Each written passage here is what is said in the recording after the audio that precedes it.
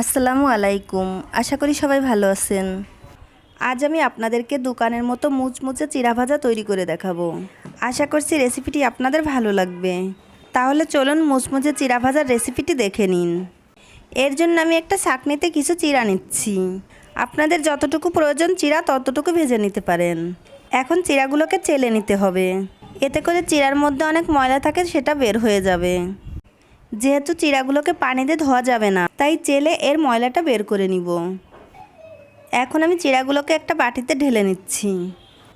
এবার আমি ছোট একটা বাটিতে 3 টেবিল চামচ পানি নিয়ে নিচ্ছি, আর সাথে 1 টেবিল চামচ লবণ দিয়ে ভালো করে মিশিয়ে নিচ্ছি। এবার আমি এই লবণ পানি চিরার মধ্যে দিব আর ভালো করে মিশিয়ে নিব। ভালো করে হাত দিয়ে ঘষে ঘষে পানিটা চিরার সঙ্গে মাখিয়ে নিতে হবে। এতে করে চিরাটা ভাজার পরে খেতে ভালো লাগবে। আমি এই চিরা ভাজার সঙ্গে যে বাদামটা দিব, সেই বাদামে এখন লবণ পানি মাখিয়ে নিব। এবার চলে যাব মূল রেসিপিতে। চিরা ভাজার জন্য আমি চুলায় একটা প্যান বসিয়ে দিয়েছি। এখন এর মধ্যে আমি পর্যাপ্ত পরিমাণে তেল দিয়ে দিচ্ছি। তারপর তেলটা গরম হলে এই ধরনের একটা ছাঁকনি এর মধ্যে দিয়ে দিব। এখন এই ছাঁকনির মধ্যে আমি চিরাগুলো দিয়ে দিচ্ছি। তারপর আমি যেভাবে করছি এভাবে দুলিয়ে দুলিয়ে চিরাগুলোকে ভাজতে হবে। আমার চিরাগুলো ভাজা হয়ে গেছে। এখন আমি চিরাগুলোর তেল ঝরিয়ে টিস্যু পেপারের উপর রেখে দিব। এতে করে চিরার মধ্যে এক্সট্রা তেলটা আর থাকবে না।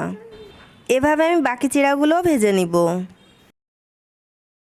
চিরাগুলো ভাজার শেষে এবার আমি বাদামগুলো ভেজে নিব। বাদামগুলো খুব ভালো করে ভেজে নিয়েছি। এখন আমি তেল ঝরিয়ে তুলে নিচ্ছি। এখন এই চিরার মধ্যে দেওয়ার জন্য একটা মশলা বানিয়ে নিব।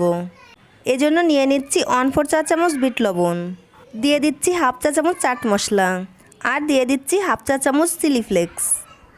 এখন এই মশলাগুলোকে খুব ভালো করে মিশিয়ে নিতে হবে। এবার আমি চিরাগুলোকে একটা মিক্সিং বোলে ঢেলে নিচ্ছি।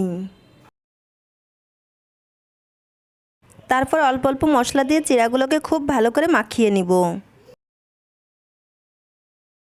আমি খুব ভালো করে মাখিয়ে নিয়েছি।